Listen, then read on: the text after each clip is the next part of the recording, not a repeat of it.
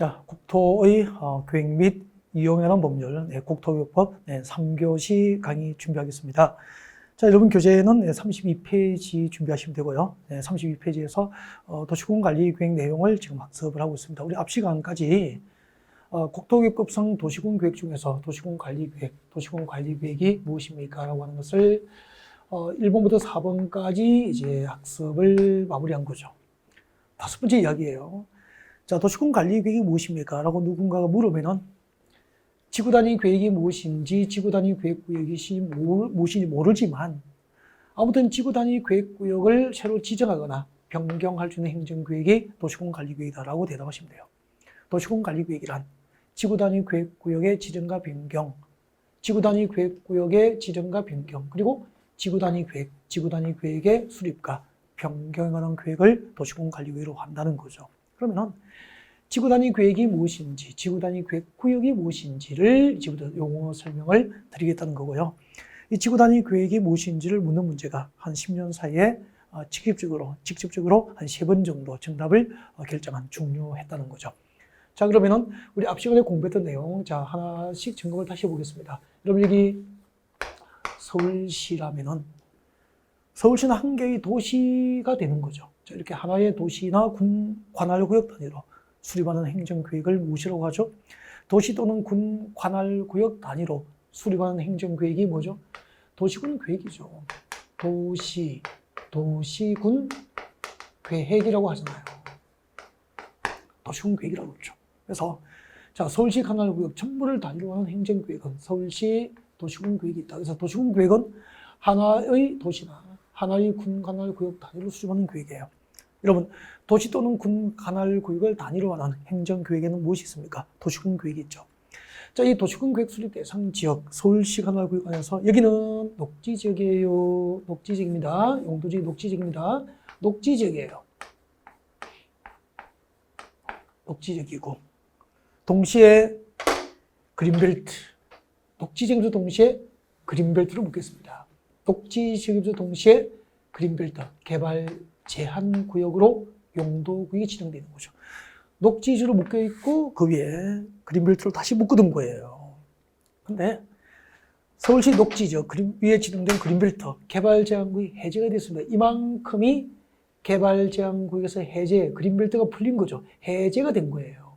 그러면은 개발제한구역이 해제된 지역은 서울시 도시군 계획 수립 대상 지역 중 전부입니까? 일부입니까? 일부.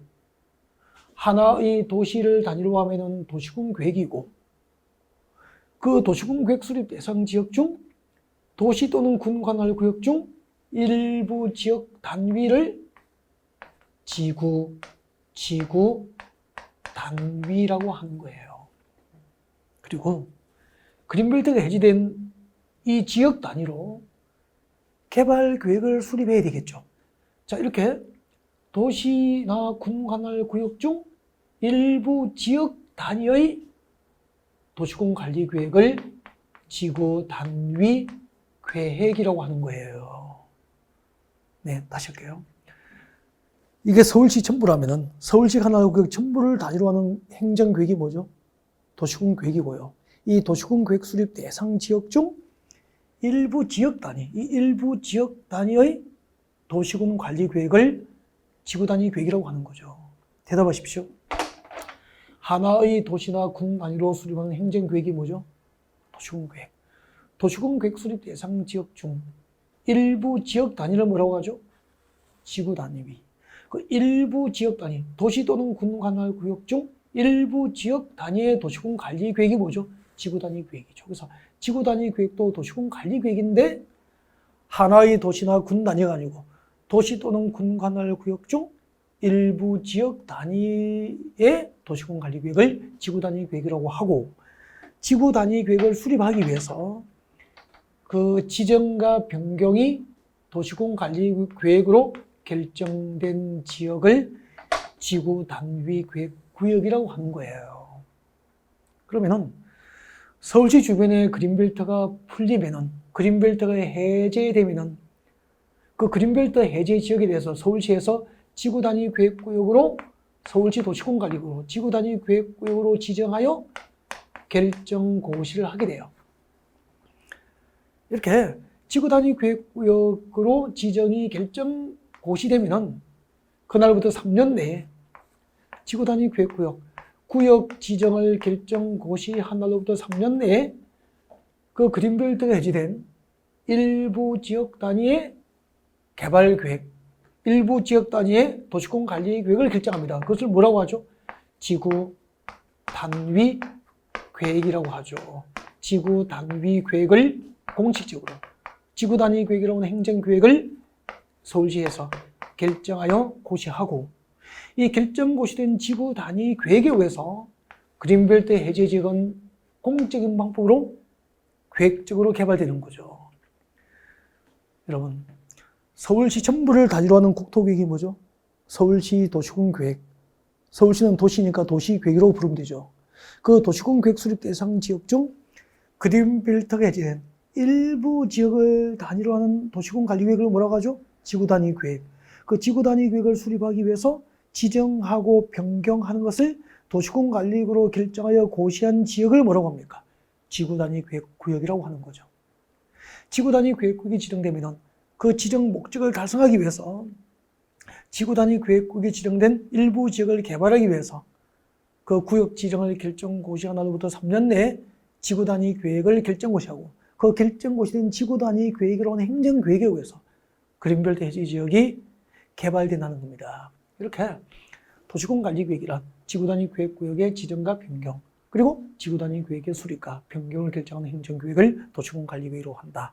이제 도시군관리계획 5번까지 배우게 된 건데, 나중에 이제 지구단위계획구역을 구체적으로 학습해요. 1시간 반 정도, 한 2시간 정도 지구단위계획구역과 지구단위계획을 다시 학습을 하게 되는 거죠. 앞으로 우리가 공부하게 될 내용을 국토교육법과 도시개발법과 정비법에서 공부하게 될 내용을 전부 도시군관리계획으로 결정한다는 것을 알 수 있게 됩니다. 그 다음에 지구단위계획, 도시군관리계획이란 입지규제 최소구역, 입지규제 최소구역을 지정 또는 변경할 수 있는 행정계획이고, 그리고 입지규제 최소구역 계획, 입지규제 최소구역 계획의 수립과 변경을 결정하는 행정계획이에요. 그러니까 지구단위계획구역이 지정된 동네는 지구단위계획을 결정하여 지구단위계획으로 개발하고, 입지규제 최소구역이 지정된 지역은 입지규제 최소구역 계획을 수립하고, 그 수립된 입지규제 최소구역 계획에 의해서 개발이 이루어지게 되는 거예요. 지구단위계획구역이 지정된 지역 단위로 수립하는 행정계획이 뭐죠? 지구단위계획. 입지규제 최소구역이 지정된 구역 단위로 수립하는 입지규제 최소구역이 지정된 지역 단위로 수립하는 행정계획이 뭐죠? 입지규제 최소구역계획. 지구단위계획구역이 지정되면 지구단위계획을 수립하고, 입지규제 최소구역이 지정되면 입지규제 최소구역 계획을 수립하게 됩니다. 이 5번과 6번의 동그라미 1번부터 6번에 해당하는 사항을 정책으로, 도시지역과 군지역에서 동그라미 1번부터 6번에 해당하는 사항을 정책으로 입안해서 정책으로 최종 결정할 수 있는 행정계획을 도시군관리계획으로 한다. 그래서 도시군관리계획이 무엇입니까? 물으면은 이거 6가지를 외우세요. 이 6가지를 정책으로 입안하고 결정할 수 있는 행정계획이 도시군관리계획이다 라고 대답하시면 100점이에요. 이것은 진짜 암기하셔야 돼요. 그러면은 지금부터 입지규제 최소구역이 무엇인지, 입지규제 최소구역 계획이 무엇인지 여러분에게 이제 설명을 드릴 거고요. 자, 입지규제 최소구역은 이제 용어가, 여러분 교재 33페이지 보세요. 33페이지 보면은 이제 5번에 지구단위계획 발표하시고 설명드렸죠. 그리고 그 밑에 입지규제 최소구역 계획을 발표하시고, 자, 지금부터 6번 입지규제 최소구역 계획을 여러분께 설명드리겠습니다. 여러분 교재 몇 페이지죠? 33페이지 지금 강의를 진행하고 있습니다. 자, 그러면은 입지규제 최소구역을, 그리고 입지규제 최소구역 계획을 여기서 설명드리겠습니다. 봐주세요. 여러분,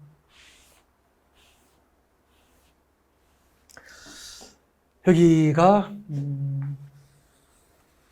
서울이에요. 서울이고, 서울 강남 쪽에 삼성동 동 이름이에요. 서울 강남 쪽에 삼성동에 그 한전부지, 한국전력을 한전이라고 하잖아요. 한전부지, 한국전력 본사가 있던 땅이에요. 한전부지입니다. 한전부지, 한국전력 본사 건물이 있던 땅이에요. 이 한국전력공사 본사 건물이 삼성동, 서울의 삼성동에 위치했는데 어디로 갔죠? 나주 혁신도시로 갔어요. 나주 혁신도시로 이주되었어요. 그러면은 이제 나주 혁신도시는 이제 신도시로 개발되어서 이제 한국전력하고 기타 자회사들이 이제 입주하게 됐죠. 또 거기에 근무하는 직원들이 살 수 있는 아파트 단지가 대규모로 조성됐을 거고 교육단지, 상업시설 등이 다 위치하게 됐죠. 이게 나주 핵심도시예요. 건설 비용이 예를 들면 건설 비용이 한 뭐 10조, 20조가 들었다라고 가정합시다. 그럼 한국전력 본사는 국가 공기업이잖아요. 정부 입장에서는 이 서울의 강남에 있는 삼성동 한전 부지를 팔아서 나주 혁신도시 건설 비용을 구해야 되는 거예요. 그럼 정부 입장에서는 이 땅을 삼성동 한전 부지를 비상값으로 빨리 매각해야 되잖아요. 그럼 이걸 비싸게 파는 방법은 이 땅을 사면은 최대한 개발을 보장해서 많은 이익을 얻게 해주면은 비싸게 빨리 팔리잖아요.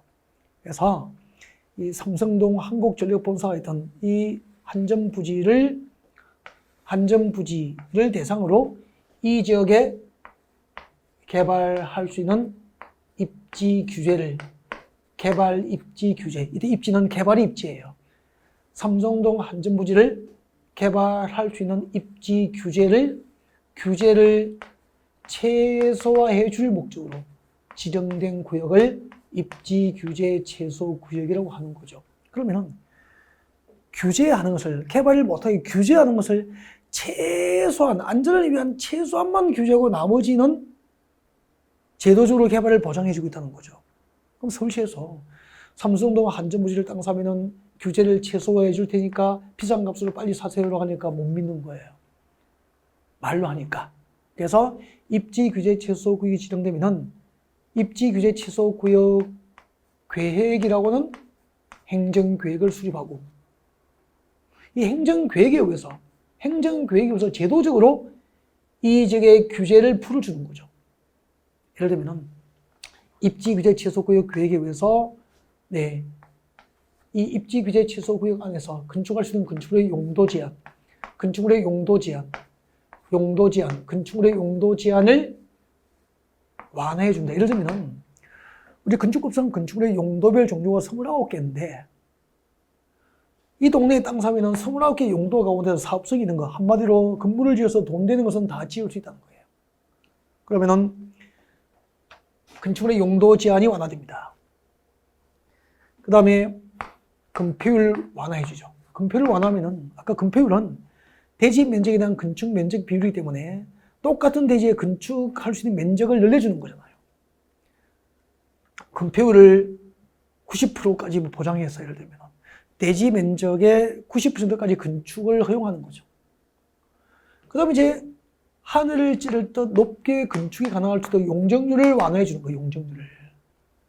그러면은 이제 용도 제한, 건축할 수 있는 건축의 용도 제한이 풀리니까 건축법상 29개 용도 가운데 사업성 있는 모든 용도에 건축이 가능해지고 가장 건축 면적을 크게 해서 가장 높게 건축하니까 이 땅을 입찰에 참여해서 낙찰을 받으면은 개발해서 경제적 가치를 높게 창출할 수 있게 되잖아요.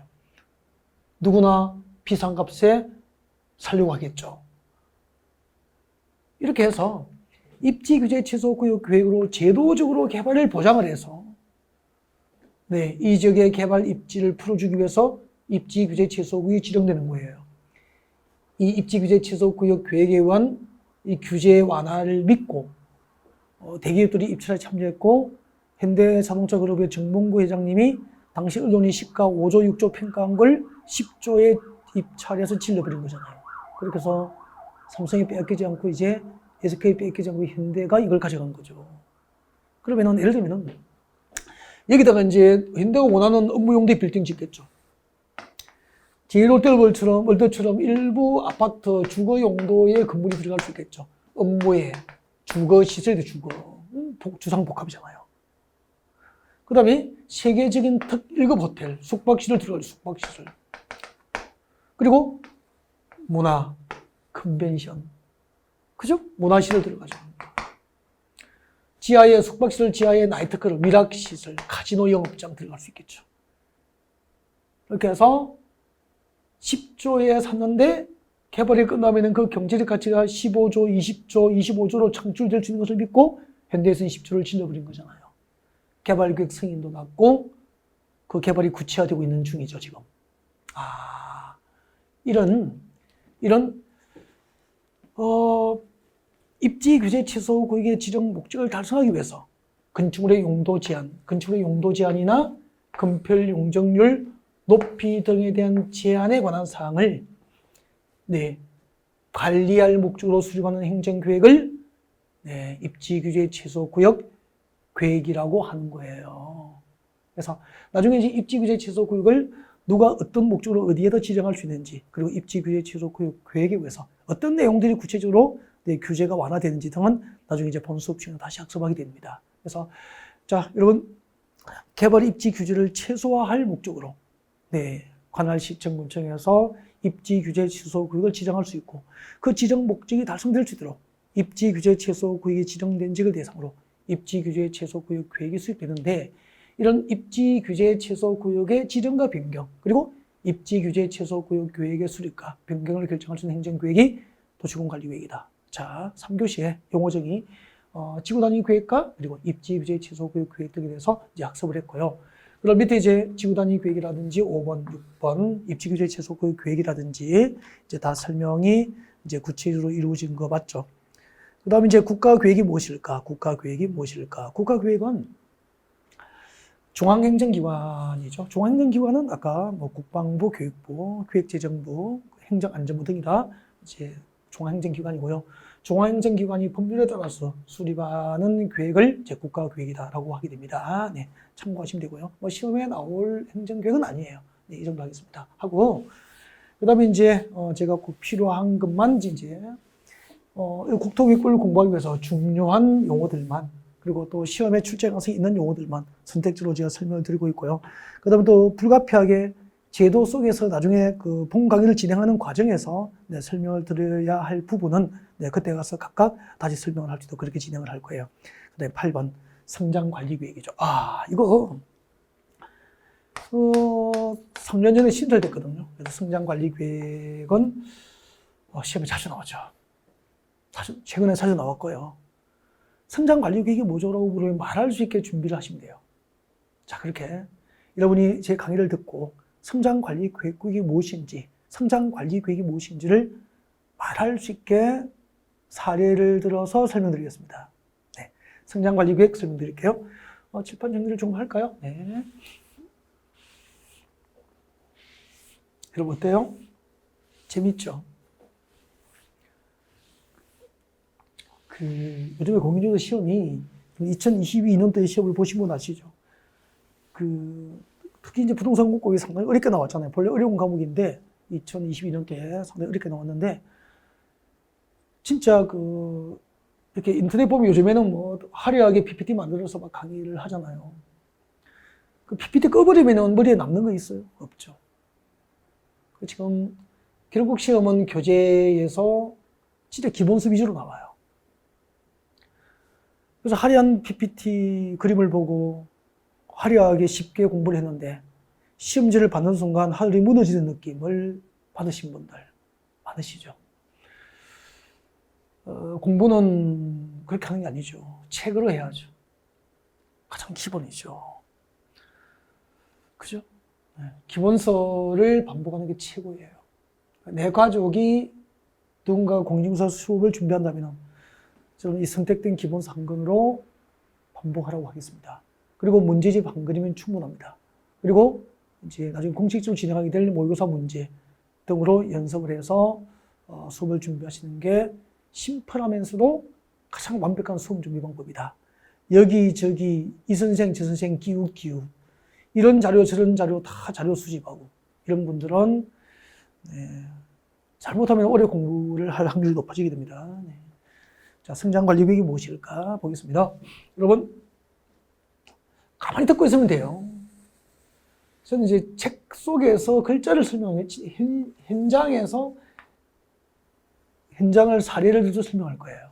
성장관리계획이 무엇일까?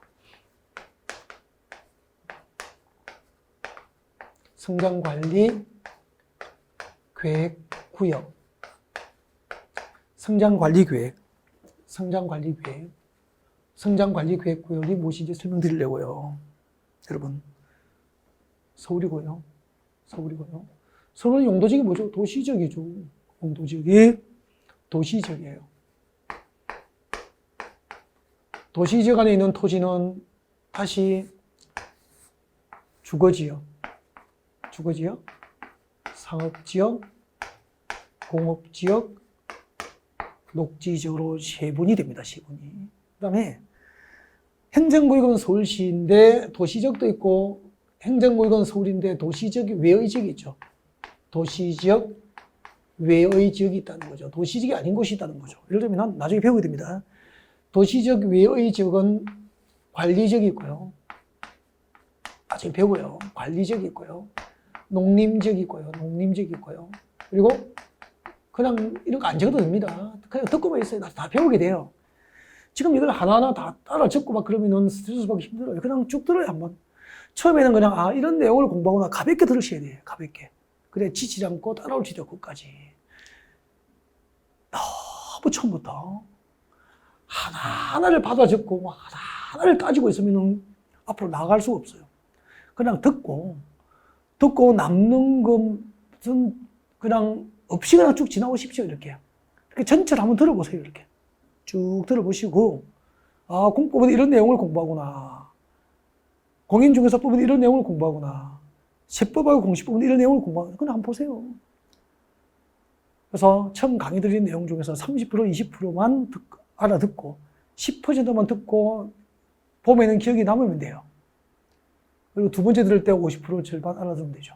그래서 한 세 번째 들어야 귀도 열리고 눈도 열리고 이해가 열리게 돼 있다고, 이게. 한 번 듣고 이해하고 안 잊어버린 사람 어디 있습니까? 쭉 들으세요, 그냥.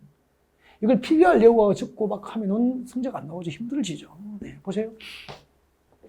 자, 관리적, 농림지역 아주 다 배워요, 이걸. 자, 이렇게 서울인데 도시지역, 주거지역, 상업지역, 공업지역도 있고 녹지지역도 있고 도시지역 밖에 관리적, 농림지역, 자연환경 보존지로 용도 지정된다는 게 있다는 거죠. 서울이지만. 그때 주거지역, 상업지역, 공업지로 용도지역이 지정된 지역은 이미 주택단지, 유통단지, 산업단지로 다 개발이 완료돼서 개발이 끝났죠. 이미 개발이 완료가 됐어요. 그러면은 이 동네는 전부 개발이 끝났기 때문에 아파트 지었고 유통단지 조성됐고 공장 지었다는 거죠. 그러면은 주거지역, 상업지역, 공업지역에서 누군가가 개발되지 않은 땅을 사서 택지로 개발하겠다고 산업단지 조성하겠다고 허가 신청된 건수가 거의 개발인 허가 건수가 거의 없다는 겁니다. 서울시청에 들어가 보면은. 그러면은 서울시 행정구역 가운데서 녹지지역으로 묶여 있거나 도시지역 외에 관리적, 농림적, 자연환경 보존지로 용도지역이 지정된 곳은 녹지지역과 도시지역 밖에 있는 관리적, 농림적, 자연환경 보존지역은 아직 안 배웠지만 이 지역은 개발 목적이 아니고 개발이 유보되어 있거나 보존을 주 지정 목적이 개발이 아니고 보존이다 이 말이에요. 보존 목적으로 지정된 땅이에요. 그럼 대부분이 미개발된 상태로 남아있잖아. 그래서 지금 서울시청에 들어가 보면은 녹지지역, 관리적, 농림적, 자연환경 보존지역에 대부분의 개발행위 허가 신청이 집중이 되어 있는 거예요. 그래서 성장관리구역이 뭐냐면은 마음속으로 따라하십시오.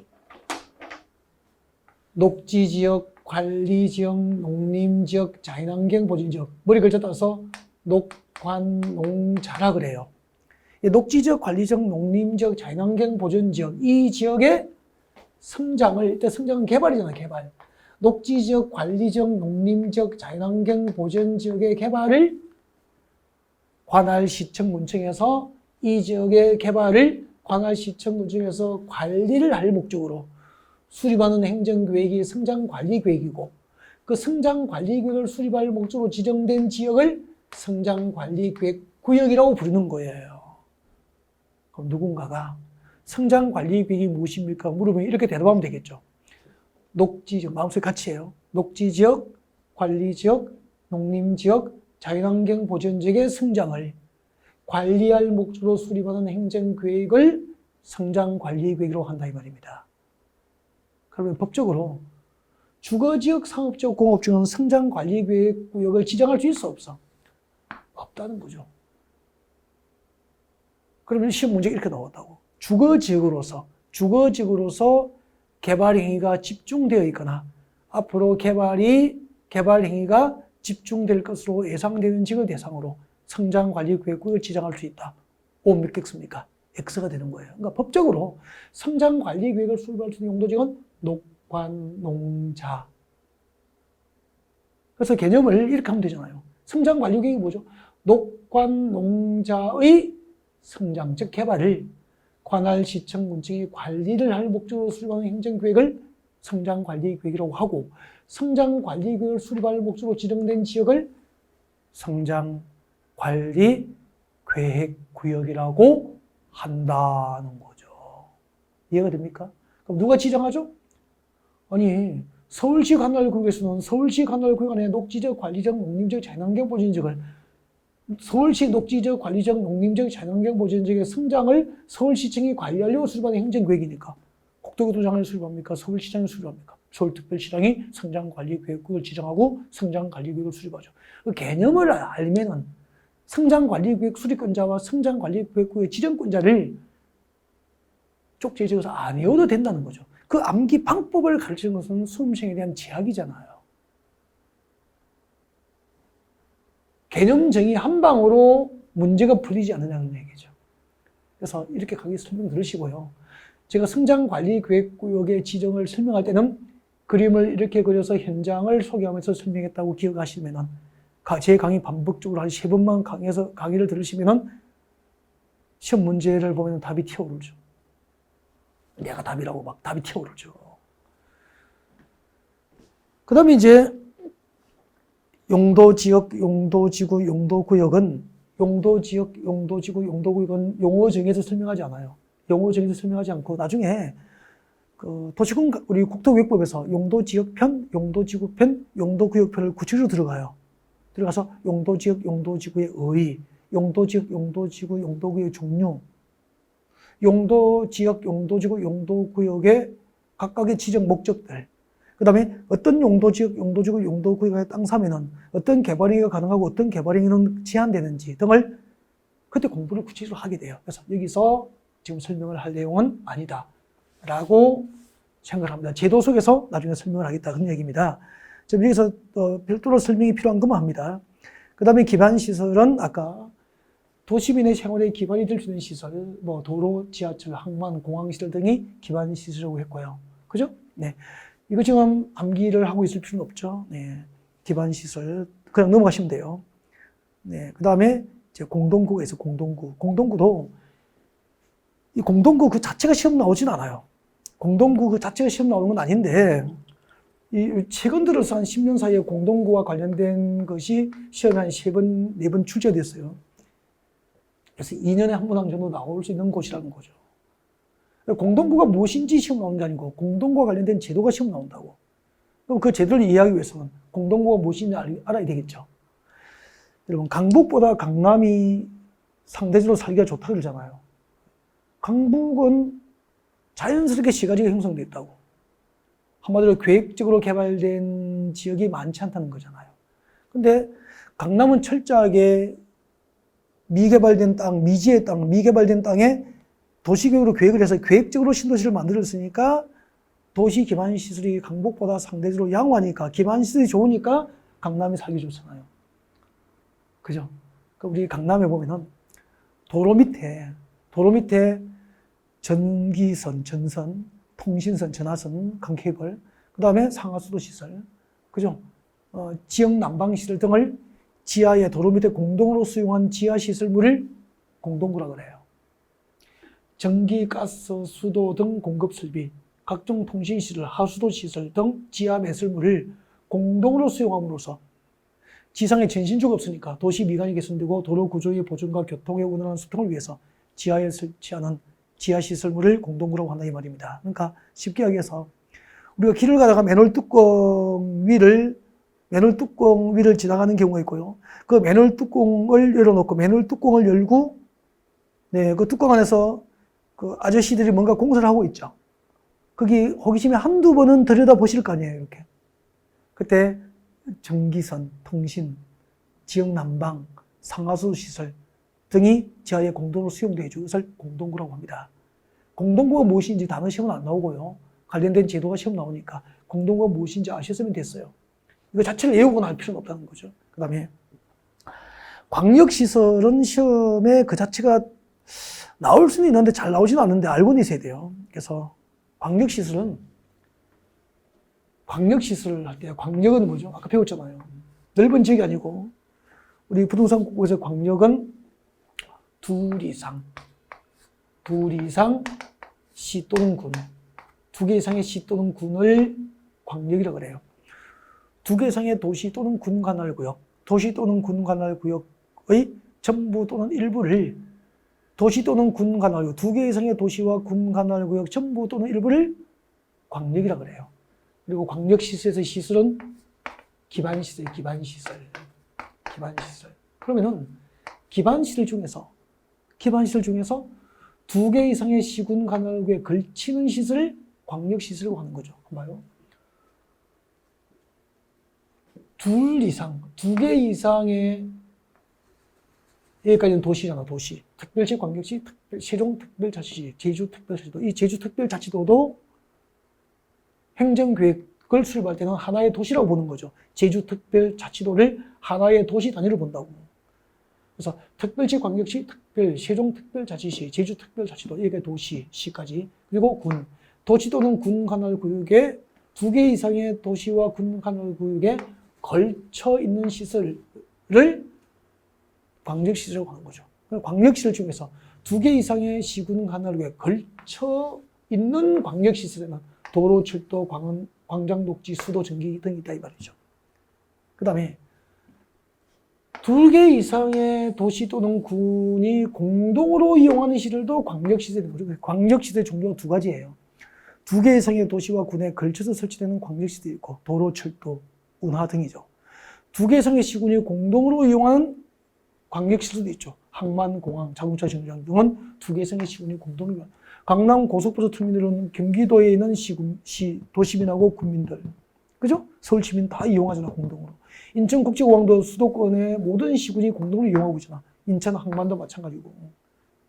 이렇게 2개 이상의 시군이 공동으로 이용하는 기반시설을 광역시설이라고 하거나, 혹은 2개 이상의 시군에 걸치는 기반시설을 광역시설이라고 부르는 거죠. 그래서 광역시설은 종류가 몇 개가 있죠? 2가지. 2개 이상의 시군에 걸치는 광역시설과 도로 등, 그 다음에 2개 이상의 시군이 공동으로 이용하는 기반시설. 네, 이렇게, 네, 광역시설의 종류는 2가지가 있다는 거죠. 시험에 잘 나오지도 않지만, 그냥 참고적으로 광역시설에 대해서 설명을, 네, 드렸습니다. 그 다음에 공공시설은 참고하시고요. 도시군계획시설, 도시군계획시설 사업과 도시군계획사업 16, 17, 18은 아까 다 설명 다 드렸죠. 네, 별표도 해드렸고요. 다 설명드린 거고. 16, 17, 18 너무 중요해요. 도로, 지하철 같은 기반시설 중에서 도시군 관리로 결정된 시설은 도시군계획시설. 그 도시군계획시설을 새로 설치, 정비, 개량하는 사업은 도시군계획시설 사업. 그 도시군계획시설 사업과 도시개발법상 도시개발사업, 도시 및 주거환경 정비법상 정비사업, 이 3가지 사업은 도시군계획 중에서 도시군관리구로 사업을 결정하기 때문에 국토교육법상 무슨 사업? 도시군계획 사업이라고 합니다. 국토교육법상 도시군계획 사업에는 몇 가지가 있죠? 3가지. 그 다음에 이제 그 도시군계획 사업을 시행하는 자는 19번 도시군계획 사업 시행자가 됩니다. 19번은 별표하실 필요가 없습니다. 그 다음에 20번 개발밀도 관리구역과 기반시설 부담구역이 있습니다. 개발밀도 관리구역과 기반시설 부담구역은 용어 설명을 드리겠습니다. 용어 설명 드리겠습니다. 자, 개발밀도 관리구역이 무엇일까요? 이거 설명드리고, 그 다음에 기반시설 부담구역이 무엇일까요? 이거 용어를 설명드릴 겁니다. 이거는 여러분 여기 밑줄 끄고 외우는 거 아니에요. 그렇게 해서 어려워서 몰라요. 그래서 암기 방법이 아니고 개발밀도 관리구역과 기반시설 부담구역이 지정되는 현장의 사례를 통해서 여러분에게 개발밀도 관리구역과 기반시설 부담구역에 대한 설명을 네, 드리겠습니다.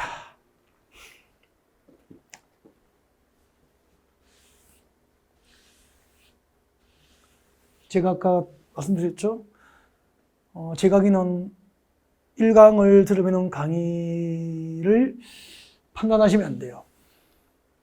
지금 3강을 진행하고 있죠. 3강도 아직까지 판단하시면 안 돼요. 최소 10강까지를 믿고 들어보라는 거죠. 그러면은 그 퀄리티가 남다름을 알게 돼요. 그걸 아시는 분은 실수 없는 수험 준비를 하시게 될 겁니다. 네. 개발 밀도 관리 구역을 설명드리겠습니다. 이게 집중.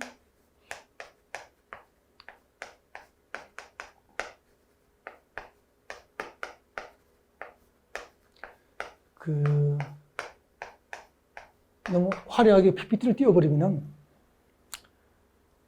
이 사례를 통해서 현장 그림을 그리면서 설명을 드릴 수가 없잖아요. 말로 다 설명해버리죠. PPT를 교수님이 꺼버리면 남는 게 없죠. 그래서 지금 인강드림의 이 강의책에 교재를 띄워서 교재를 보게 하고 기본서의 밑줄을 긋고 필기하게 하고 그리고 그를 도와주기 위해서 강의를 하고 괜찮은 방법인 것 같습니다. 개발밀도 관리구역하고 그 다음에 또 나란히 설명을 드리겠죠. 항상 이 짝지어서 설명한다고요. 기반시설 부담구역이에요. 기반시설 부담구역. 개발밀도 관리구역과 기반시설 부담구역이죠. 이런 것은 여기 이제 필요한 메모하고 밑줄 끄는 건 괜찮은데 이런 것을 필기하는 건 아닙니다. 네. 필기하지 마세요. 이런 거 적지 마세요. 설명을 하겠다는 거죠. 설명은 필기하는 게 아니고 설명은 듣는 거죠. 그죠? 네. 오케이. 좋아요. 여러분, 여기, 서울의 강남이에요. 제가 서울 쪽을 예를 들어서 설명을 많이 하고 있죠. 수도권에 제일 많이 사니까 이쪽에 예를 드는 거고요. 저는 저기 경남 산청에서 지금 귀농을 해가지고 일주일에 한 3일 정도를 전원 생활을 하면서 농사를 짓고 있죠. 네. 고추 농사도 짓고 아주 좋은 걸. 그리고 또 산청 제가 있는 곳은 곶감이 유명해요. 산청 곶감 농사 지어요. 곶감 농사하고. 아니 곶감 주문하세요. 자, 그 다음에 이제 이게 강남이고요. 강남역이에요. 강남역이고, 여러분, 강남역 주변 지역처럼 서울에서 주거지역과 상업지역과 공업적으로 용도지역이 지정된 지역은 대부분 개발이 완료됐죠. 이미 개발이 완료가 됐다는 것은 나대지가 없이 전부 건축이 다 됐다는 거죠. 그러니까 강남 대로변 주변에 전부 빌딩이나 아파트 위주로 다 개발이 다 끝나 있잖아. 그죠? 다 개발됐죠, 이렇게. 근데, 자, 이렇게 주거지역, 상업지역, 공업지로 용도지역이 지정돼서 이미 개발이 완료된 지역, 개발이 완료됐으니까 새로 주택단지나 산업단지를 조성할 수 있는 나대지가 남아있지 않다, 이 말이에요. 대부분 건축이 다 끝나버렸다는 거죠. 근데, 1990년대에 개발된 강남역으로부터 한 10분 남짓 거리에 있는 역세권 아파트가 있습니다. 5층이고요. 5층이고 2000세대예요. 네. 근데 이 강남 역세권 아파트가 재건축을 합니다. 재건축을 하면은 5층 아파트 재건축을 하면은 5층으로 재건축을 할까요? 가능하다면, 제도적으로 가능하다면 50층으로 뽑을까요? 50층으로 뽑겠죠. 그래서 이제 5층 아파트를 재건축해서 50층으로 초고밀도로 개발이 됩니다. 초고밀도로 개발되면은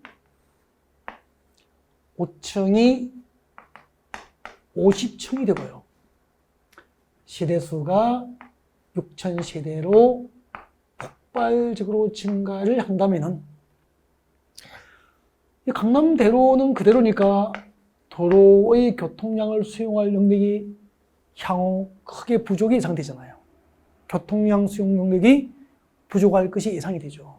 그리고 도로 밑에 상수도 공급 능력이 턱없이 부족하고 하수 처리 용량이 기존의 하수 시설의 처리 용량이 턱없이 부족이 예상되잖아요. 도로, 상수 시설, 하수도 시설 등 기반 시설 부족은 향후 예상되는데, 그리고 인근에 초등학교가 있었는데 5층이고 2000시대일 때는 인근의 아이들을 다 수용할 수 있었다고. 근데 5층 아파트 단지, 2000시대 아파트 단지가 재건축돼서 6000시대로 폭발적으로 시대수가 증가하면 학교의 학생 수용 능력이 부족할 것이 예상되잖아요.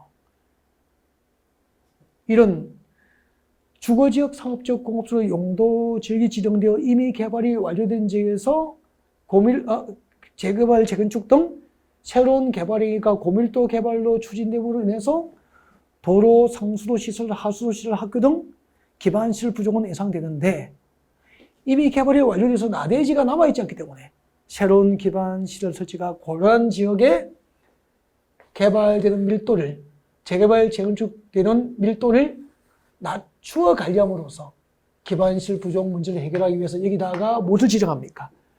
개발 밀도 관리구역을 이 동네에 지정하게 되는 거죠.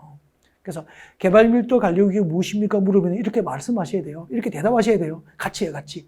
개발 밀도 관리구역은 주거지역, 상업지역, 공업지로 용도지역이 지정되어 이미 개발이 완료된 지역에서 재개발, 재건축 등 새로운 개발행위가 고밀도 개발로 추진됨으로 인해서 도로, 상수도 시설, 하수도 시설, 학교 등 기반 시설 부족은 예상되지만 새로운 기반 시설 설치가 곤란한 지역을 대상으로 해당 지역에 개발되는 밀도를 낮추어 관리할 목적으로 지정하는 것을 개발 밀도 관리 구역이라고 하고, 개발 밀도 관리 구역이 지정되면 이 지역의 개발 밀도를 낮추어 관리하기 위해서 대통령령이 정하는 바에 따라서 건폐과 용적률을 강화 적용하게 되는 거죠. 그래서 우리 대통령령에서는 개발 밀도 관리 구역에서는 해당 용도 지역에 허용될 용적률, 나중에 배웁니다. 해당 용도 지역에 적용될 용적률 50% 범위에서 용적률을 강화 적용이 가능합니다. 그러면 용적률은 건축의 높이를 규제하는 수단이 되잖아요. 용적률을 50%를 낮춰버리면 50층 재건축 단지가 25층 내외로 관리가 되니까 재건축이 끝나더라도 2000시대가 6000시대의 절반, 3000시대 내외로 관리되니까 재건축 이후에 도로의 교통량 수용 능력이 부족한 문제, 또 상수도 공급 능력과 하수 처리 능력이 부족한 문제, 학교의 학생 수용 능력이 부족한 문제를 어느 정도 해결할 수 있죠. 이를 목적으로 지정하는 게 개발 밀도 관리 구역이에요. 다시 할게요. 주거지역, 상업지역, 공업지로 용도지역이 지정되어 이미 개발이 완료된 지역에서 재개발, 재건축 등 개발행위가 고밀도 개발로 추진됨으로 인해서 도로, 상하수도 시설, 학교 등 기반시설 부족은 예상되지만 새로운 기반시설 설치가 곤란한 지역을 대상으로 지정합니다. 뭐죠? 개발 밀도 관리구역. 자, 설명을 들었으면 같이 읽어봅시다. 개발 밀도 관리구역은 개발로 인해서, 이때 개발이 뭐죠? 적으세요. 이때 개발은 재개발, 재건축입니다. 재개발, 예를 들면 재개발 등이죠. 재개발 등. 이런 것을 메모하고 필기해야죠. 자, 이렇게 재개발 등 새로운 개발행위로 인해서 기반시설 뭐죠? 여기서 기반시설 적으십시오. 도로, 상하수도, 학교, 이 4개를 외워야 되죠. 도로, 상하수도, 학교 등 기반시설이 부족할 것으로 예상되지만 새로운 기반시설을 설치하기가 이미 개발이 완료돼서 나대지가 없기 때문에 기반시설 설치하기가 곤란한 지역을 대상으로 건폐구 용적률을 완화가지고 건폐구 용적률을 강화 적용을 할 목적으로 지정하는 구역을 개발 밀도 관리구역이라고 합니다. 현장 그림을 통해서 설명하니까 이해가 쏙 되죠. 이 그림을 나중에 이제 개발 밀도 관리구역 다시 공부합니다. 그때도 다시 똑같은 그림을 그려서 여러분에게 반복적으로 그림을 보여주면서 여러분이 시험지를 받으면 개발 밀도 관리구역 하면은 강남역 사거리가 생각나도록 이 그림이 떠오르도록 3번, 4번만 반복하시면은 시험지를 받으면 기분이 좋아져요. 이해나 원리 위주로 공부를 했기 때문에, 사례를 들어서 공부를 했기 때문에, 현장을 이해했기 때문에 암기하지 않더라도 여러분은 살아남습니다. 네. 살아남는다는 것은 꼭 합격해서 돌아온다 이 말이에요. 그 다음에 기반시설 부담구역 설명 듣고 같이 봐요. 기반시설 부담구역은 개발 밀도 관리구역 이외에 개발 밀도 관리구역이 아니고 개발 밀도 관리구역 이외 신도시 개발 지역이에요. 신도시 개발 지역. 그러면 서울 외곽이잖아요. 수도권으로 나가야죠. 서울시 외곽 혹은 수도권으로 나가야 됩니다. 이렇게 경기도 쪽으로. 이게 개발 밀도 관리 구역 이외 신도시 지역을 대상으로.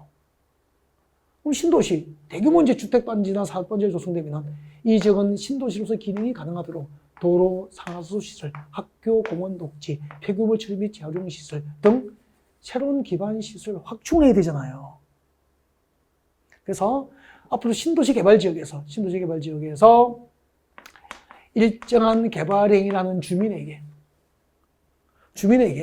그 신도시에 필요한 도로, 상하수 시설, 학교, 공원, 주차장 등 기반 시설을 새로 설치하게 하거나 그리고 그 기반 시설 설치에 대한 경제적 부담을 설치에 대한 비용을 부담하게 해서 그 신도시에 필요한 학교도 짓고 도로도 만들고 공원, 주차장 등을 조성하기 위해서 기반시설 부담국이 지정되는 거죠. 그래서 자 기반시설 부담국이 뭐죠? 개발 밀도 관리구역 아닙니까? 이외 지역입니까? 개발 밀도 관리구역 이외 지역에서 그 신도시에 필요한 기반시설, 도로, 상하수 시설, 학교, 공원, 녹지 등 기반시설을 해당 지역에서 일정한 개발 행위를 하는 주민들에게 기반시설을 직접 설치하게 하거나 설치를 위한 용지를 확보하게 하거나 그 기반시설 설치나 용지 확보를 위한 비용을 부담시킬 목적으로 지정한 구역을 기반시설 부담구역이라고 합니다. 그러면 나중에 신도시 개발 지역에서 내 고객이 택지나 상가 용지, 공장 용지를 분양받아서 어떤 개발 행위를 하면은 그 지역에 설치하는 도로 만들고 학교를 짓고 공원을 조성하는 비용을 부담해야 될지 기반 시설 설치 비용의 부과, 대상 등을 나중에 이제 본 수업 시간에 학습을 하게 되는 거죠. 예를 들면 앞으로 기반 시설 부담구역에서 200제곱미터 초과는 안 적어도 나중에 다 배울 게 교재에 있어요. 밑줄 꺼드릴 거예요. 200제곱미터 초과는 신축행위, 그리고 정축행위, 신축과 정축행위를 하는 주민들에게 그 신도시에 필요한 기반시설을 직접 설치하거나 용지를 확보하게 하거나 그 기반시설 설치에 필요한 비용을 일정한 개발 행위를 하는 주민에게 부담시켜서 그 신도시에 필요한 기반시설을 제대로 확충하고 그 용지를 확보할 목적으로 기반시설 부담국이 지정되는 거죠. 그러면은 개발 밀도 관리구역 이외 신도시 개발 지역에서 기반시설 부담국이 지정되니까 개발 밀도 관리구역은 재개발, 재건축되는 지역에 주로 지정되고 기반시설 부담구역은 신도시 개발 지역에 주로 지정되고 자, 기반시설 부담구역 보겠습니다. 개발 밀도 관리구역 아니고 외의 지역. 그러니까 개발 밀도 관리구역이 지정된 그 외의 지역에 기반시설 부담구역을 지정이 되니까 개발 밀도 관리구역과 기반시설 부담구역은 법적으로 중복 지정이 될 수 없다는 것을 시험 나온 적이 있습니다. 개발 밀도 관리구역과 기반시설 부담구역은 상호 중첩하여 지정될 수 있다. O 묻겠습니까? X가 되는 거죠. 이렇게 개발 밀도 관리구역 외의 지역으로서 이 개발은 신도시 개발이죠. 신도시 개발이에요. 기반시설 부담구역에서 개발은 신도시 개발, 개발 밀도 관리구역에서 개발은 재개발, 재건축 등이죠. 자, 개발 밀도 관리구역 이외 지역으로서 개발령에서 도로 등 기반시설 설치가 필요한 지역을 대상으로 기반시설을 설치하거나 그에 필요한 용지 확보 등을 목적으로 지정 고시하는 구역을 기반시설 부담구역이라고 한다는 겁니다. 밑에는 아직까지 보실 필요는 없습니다. 지금까지 개발 밀도 관리구역과 기반시설 부담구역까지 설명을 드렸고요. 그 다음에 이제 여기까지가, 용어 정의 중에서 꼭 이제 설명이 필요한 부분에 대해서, 출제 가능성이 있는 부분에 대해서, 네, 이제 본 수업을 듣기 위해서 꼭 필요한 것들을 제가 선택적으로 설명드렸고요. 제가 선택적으로 설명을 드리지 않는 부분은 출제 가능성이 없거나 본 수업 이해에 지장이 없으니까 크게 부담을 갖지 말고 참고만 하면 된다. 그런 뜻입니다. 자, 밑에 같이 한번 볼까요? 자, 지문 체크 문제가 나와 있습니다. 자, 이것은 이제 아직까지 우리 용도지역, 용도지구, 용도구역에 대한 개념은 제도 속에서 제가 자연스럽게 설명드립니다라고 했기 때문에 아직까지 여러분 강의가 진행이 안 됐죠. 그래서 나중에 용도지역, 용도지구, 용도구역 편을 보고 이제 여러분이 이제 이 부분을 한번 읽어볼 수도 그렇게 했으면 좋겠습니다. 네. 자, 일단 지문 체크를 같이 한번, 네. 나중에 여러분이 이제 보실 수 있도록 미리, 제가, 보겠습니다. 이제 기출문제의 개념이에요. 기출문제 개념인데, 용도지구의 개념을 설명한 겁니다. 그래서 용도지구가 무엇이냐면, 용도지구란, 그렇듯이 용도지구란 토지 이용과 건축물의 용도, 건폐 용적률, 높이 등에 대한, 자, 지구도 미칠 것이면 되죠. 용도지역입니다. 용도지역.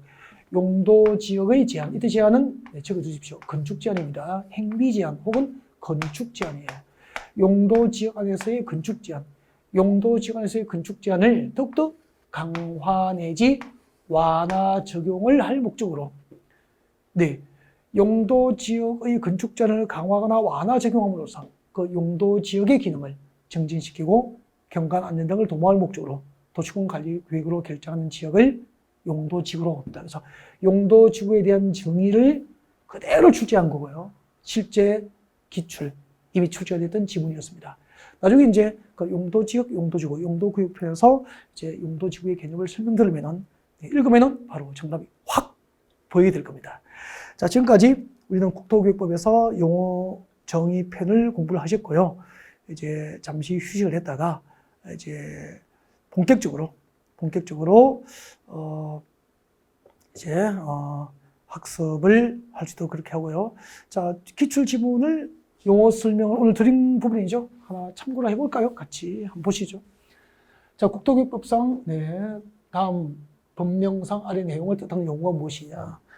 도시군 계획 수립 대상 지역. 아까 도시군 계획을 수립한 대상 지역은 하나의 도시나 군 단위로 수립한다라고 했죠. 그 도시 또는 군 단위로 수립하는 도시군 계획 수립 대상 지역의 일부, 도시군 계획 수립 대상 지역 중 일부 지역을 대상으로 수립하는 도시군 관리 구역은 뭐죠? 지구 단위 계획이었죠. 지구 단위 계획에 대한 개념이고요. 이것도 기출 지문 그대로 나오게 된 겁니다. 일단 여기까지 하고요. 네, 4교시는 이제 국토교육법을 구체적으로 이제 학습하는 그런 시간이 될 수 있을 겁니다. 네.